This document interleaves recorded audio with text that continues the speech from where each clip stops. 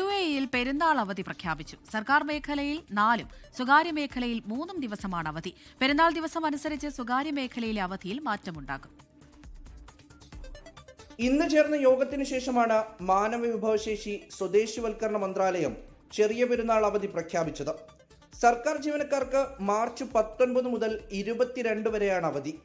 23-ാം തീയതി മുതൽ സർക്കാർ ഓഫീസുകൾ തുറന്നു പ്രവർത്തിക്കും.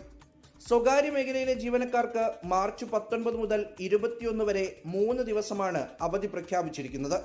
എന്നാൽ റമദാൻ 30 പൂർത്തിയായ ശേഷം 20-നാണ് ചെറിയ പെരുന്നാൾ വരുന്നതെങ്കിൽ 22 വരെ അവധി നീളും.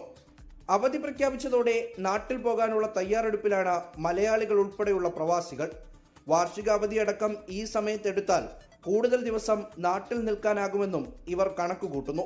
നിലവിൽ റമദാൻ മാസത്തിൽ നൽകിയ തൊഴിലിളവുകൾ എല്ലാവരും പാലിക്കണമെന്ന് മന്ത്രാലയം ഓർമ്മപ്പെടുത്തി.